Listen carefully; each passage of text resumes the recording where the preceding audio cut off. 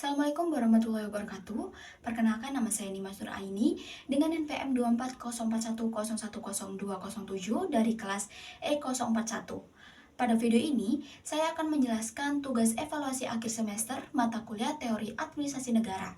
Pada soal pertama, saya akan membahas mengenai tata kelola COVID-19 di Indonesia dalam perspektif networking governance. Penanganan pandemi COVID-19 di Indonesia merupakan contoh nyata bagaimana masalah publik yang bersifat kompleks tidak dapat ditangani oleh satu aktor saja. Pandemi tidak hanya berdampak pada sektor kesehatan, tetapi juga mempengaruhi kondisi ekonomi, pendidikan, sosial, hingga stabilitas politik nasional. Kompleksitas dampak tersebut membuat pemerintah tidak mungkin menggunakan pendekatan pemerintahan konvensional yang masih bersifat hierarkis dan juga terpusat.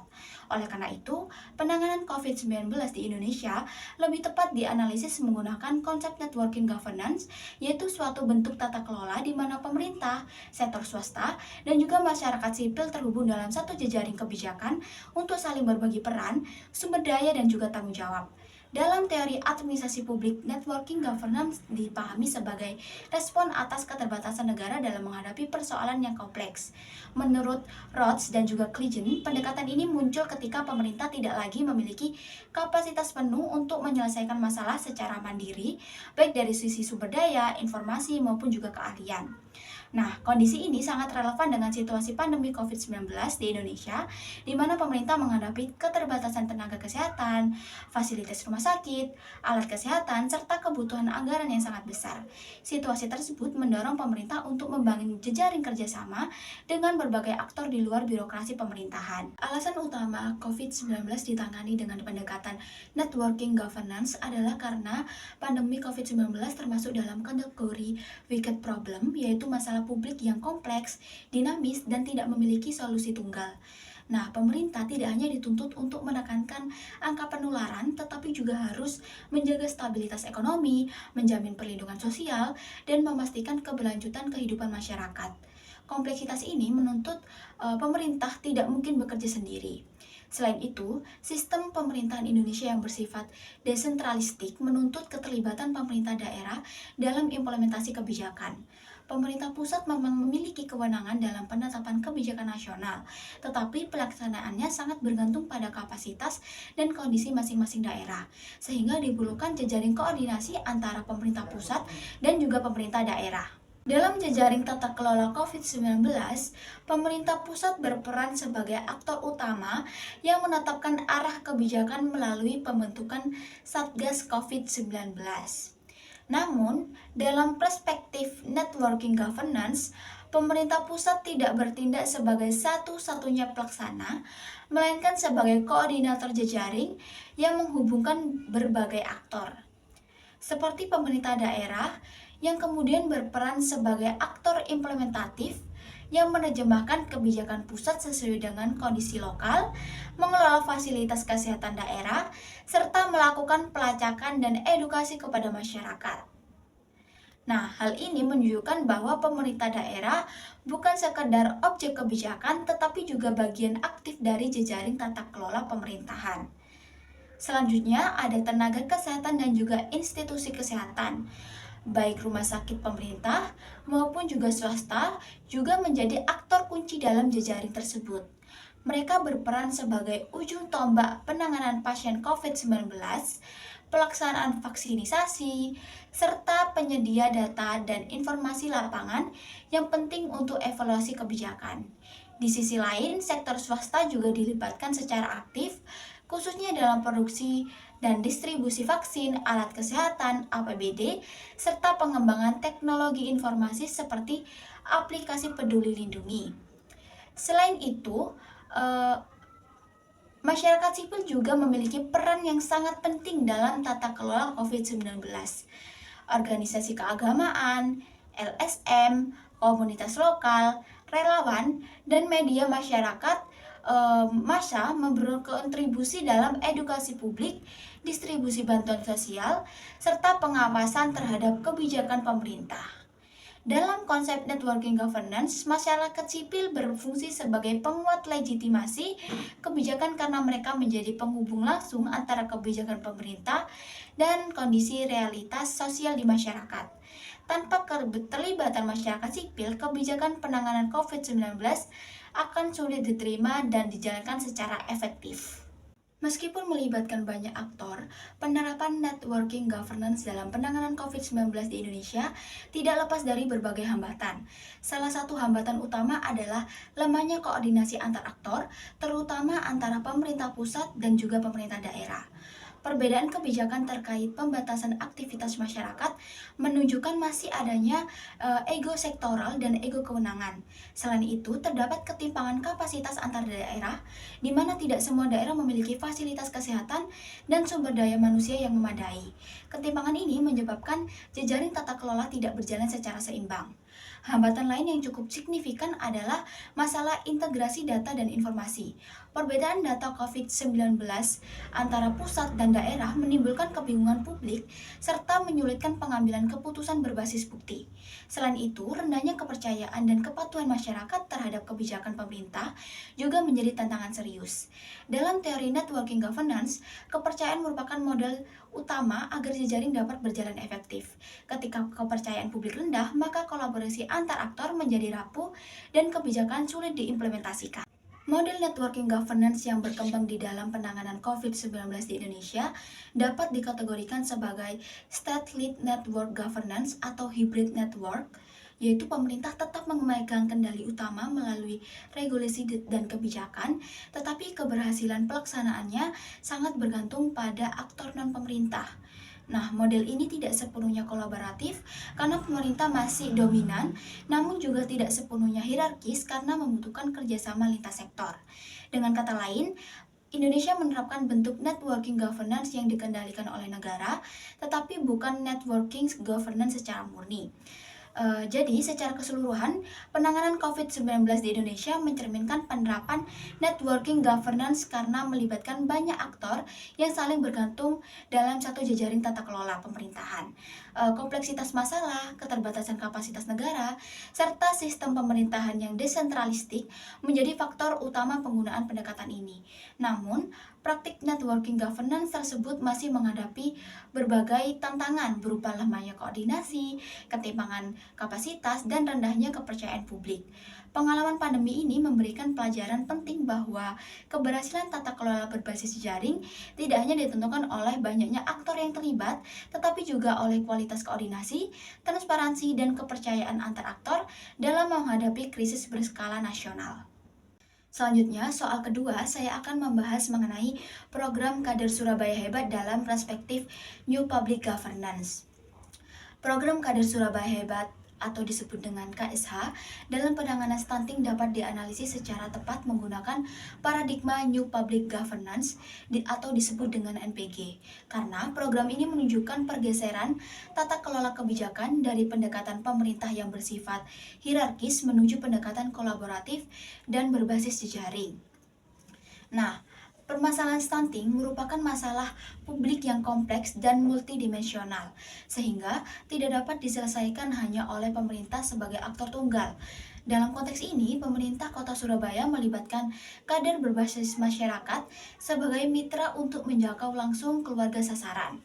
Keterlibatan berbagai aktor ini sejalan dengan gagasan utama NPG yang menekankan bahwa pelayanan publik dihasilkan melalui interaksi dan kerjasama antara pemerintah, masyarakat, dan juga aktor non-pemerintahan.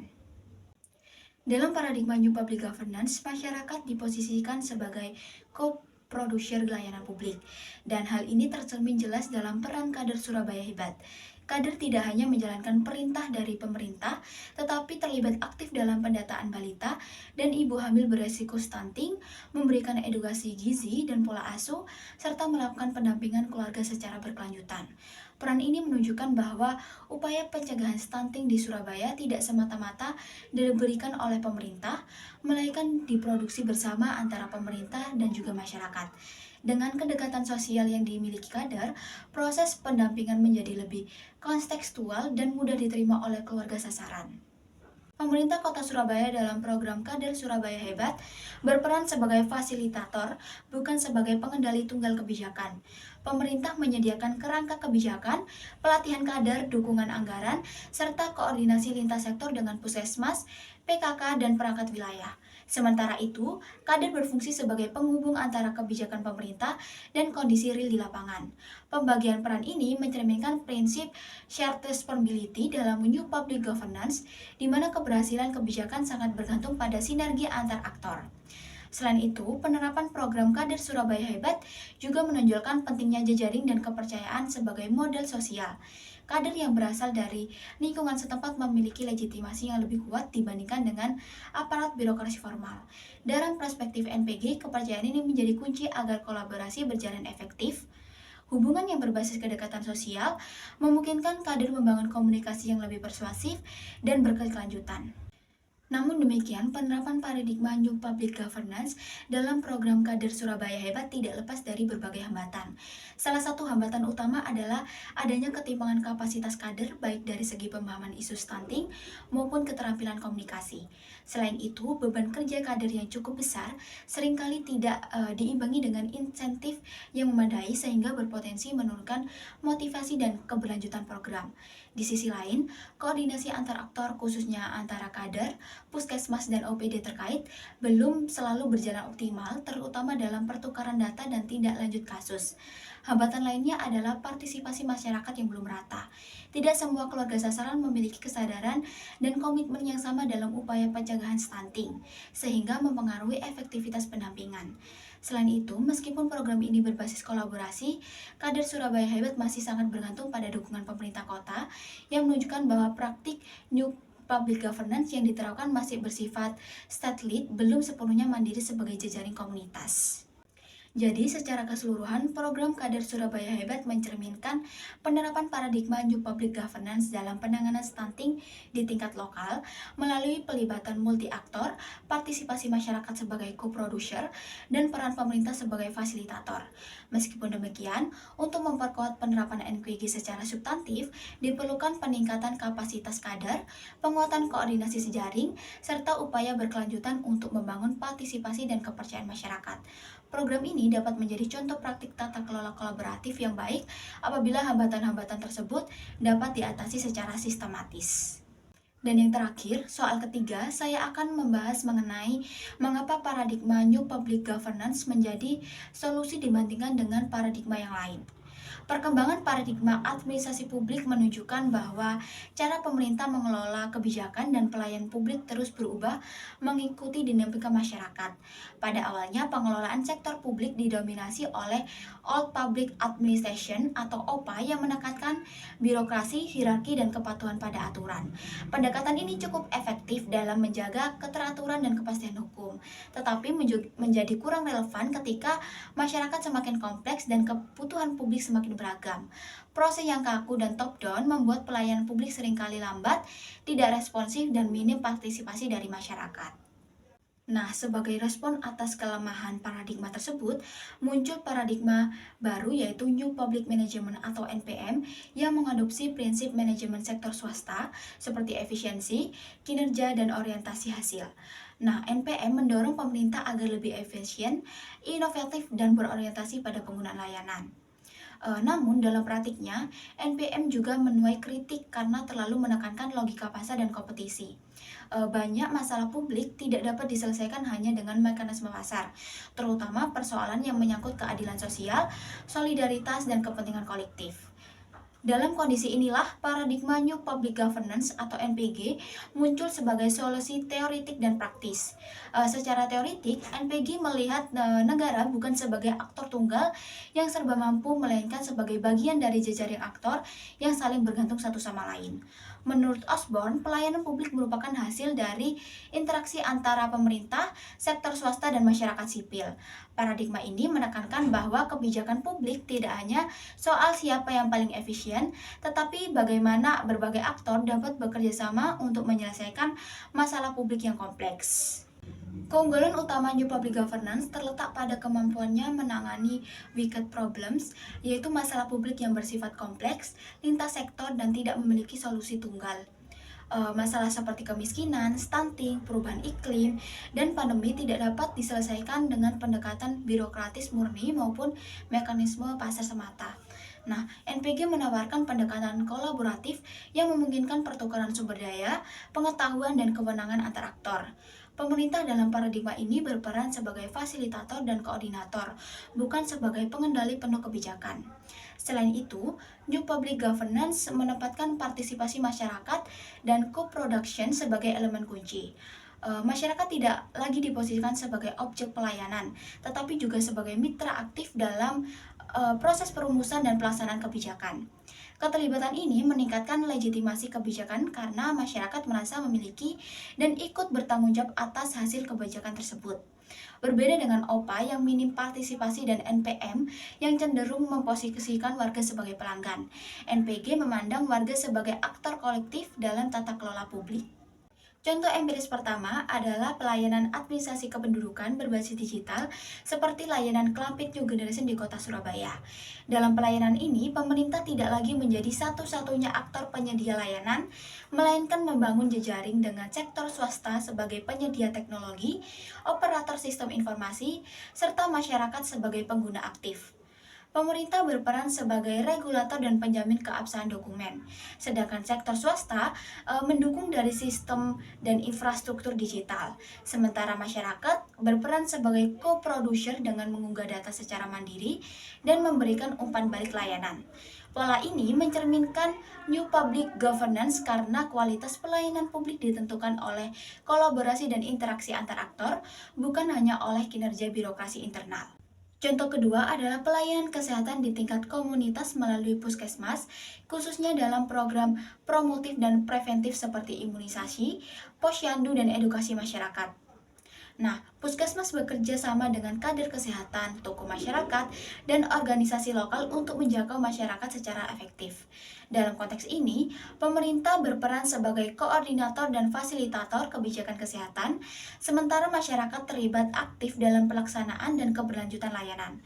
Hubungan yang terbangun bersifat partisipatif dan berbasis kepercayaan sesuai dengan prinsip New Public Governance yang menekankan co-production dan jejaring dalam penyediaan pelayanan publik. Nah, kedua contoh tersebut menunjukkan bahwa dalam paradigma New Public Governance, pelayanan publik tidak lagi bersifat top-down, tetapi dibangun melalui kerjasama lintas aktor yang saling bergantung untuk mencapai kualitas layanan yang lebih baik. Namun demikian, paradigma New Public Governance bukan berarti tidak memiliki tantangan. Penerapan New Public Governance menuntut proses kolaborasi yang relatif panjang karena melibatkan banyak aktor dengan kepentingan, kapasitas, dan latar belakang yang berbeda-beda.